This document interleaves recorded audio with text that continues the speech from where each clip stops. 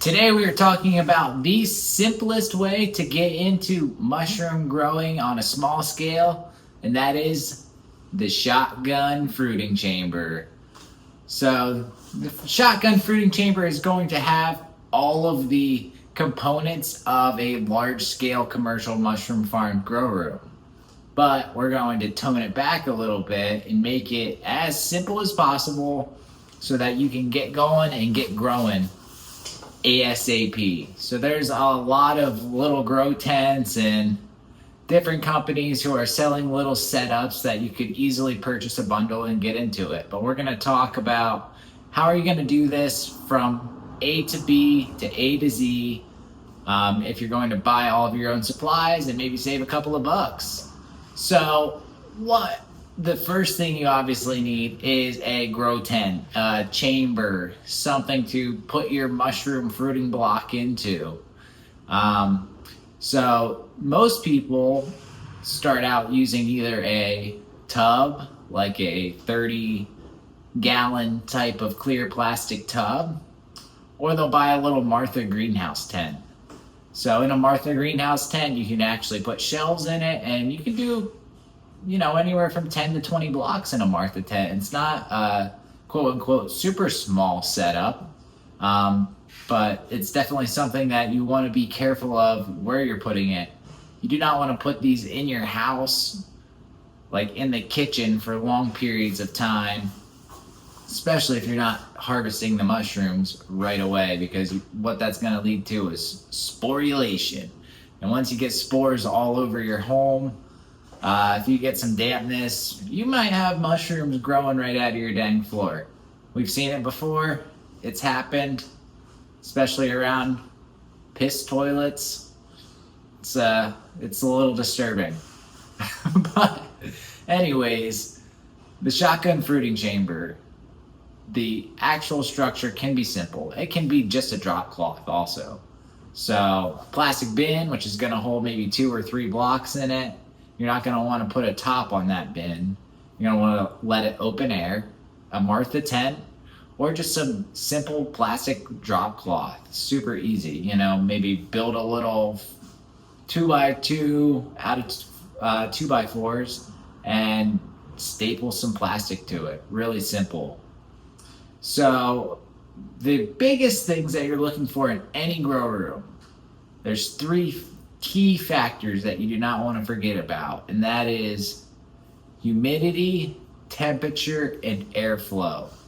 These are the absolute most important things when setting up any grow room, and you have to make sure that all of these parameters are in check, or you're going to be growing some funky looking mushrooms.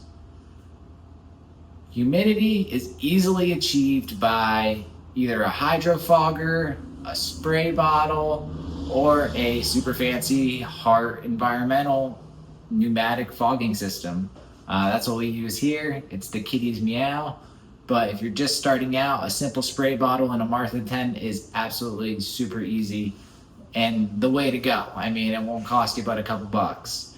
Hydrofoggers, there's a lot of good reputable brands out there. They do burn out after a little bit of time, so you have to be wary that after a couple of months, this thing's probably going to break and I'm going to be buying another one. So it's something to keep in mind, especially if you're looking to scale this and get to a point where you're able to sell these mushrooms at a local market. So next will be at temperature. So temperature, again, super important, but not a nail in the coffin if you don't have it down pat.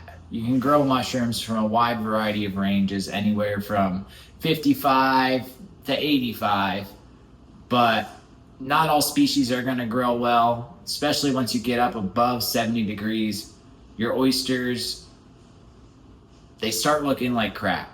They start growing so fast that you honestly cannot harvest them fast enough to get a perfectly looking, well-rounded capped mushroom.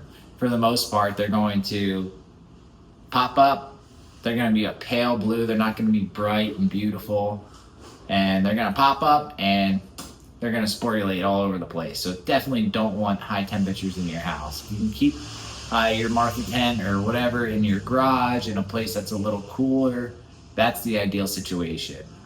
Here on our farm, we want to keep the grow room anywhere between 55 and 65 degrees. Once you get higher than that, you're going to be battling a lot of issues. You know, people want to grow maitake and all of these other mushrooms, king oysters, and a couple of these other species in their houses, and it's almost not even achievable at a higher temperature. Maitake, king oysters, they all require that lower temperature, especially upon pinning, in order to really get rolling. You know, you can find maitake even outdoors when it's a little bit warmer in the, you know, nights in the high 50s and then days in the 70s. But at a constant temperature, you're not going to have a lot of success at anything above 65, 70. So try to keep it somewhere cool. It's your best bet for success. Definitely want some indirect light. We'll add that as number 4 too. Indirect light. A big misnomer. We'll hit number 3 first. Airflow. All mushrooms use oxygen just like us. So they need to have a constant supply of fresh air, not be in a stagnated place. So how we achieve this usually is by some sort of fresh air exchange. So we're going to be blowing fresh air from outside into the grow room and exhausting the crappy air that is now diluted with CO2. But for a Martha tent, for an indoor setup, the oxygen that's in your home is going to be totally suitable. You don't have to worry about this until you have a lot of substrate and a lot of blocks packed together and they're creating a ton of carbon dioxide. That's when you really need a lot of fresh air exchange. But for the simple DIY setup, absolutely not necessary.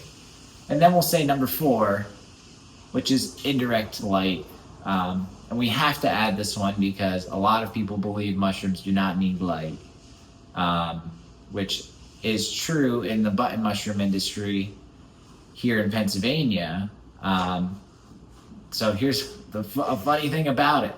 The button mushroom industry in Pennsylvania, all of the different types of mushrooms that you find in the grocery store, the white button, the cremini, the portobello, they're all the same species of mushroom. They're all the same.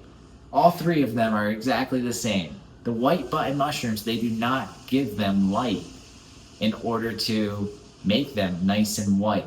Because once you give them a little bit of light, they start turning brown, like the creminis, which are the mid-sized ones. They kept them white to be a little bit more appealing to the consumer, which is absolutely crazy. Talk about the mushroom mafia.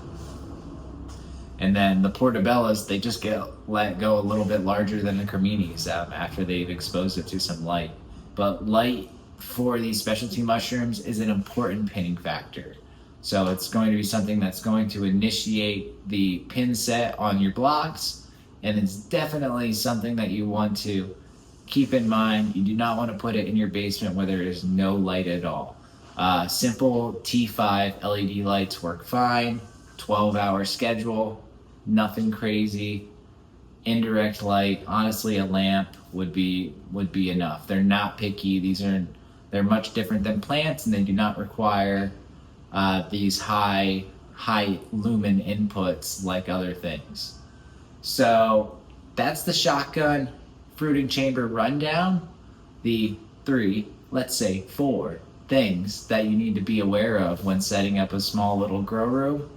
And check us out on the website. If you want to get some blocks to throw into your Martha tent there, we have ready to fruit grow kits, wholesale substrate, all types of spawn. Shoot us an email at 10milemushrooms@gmail.com.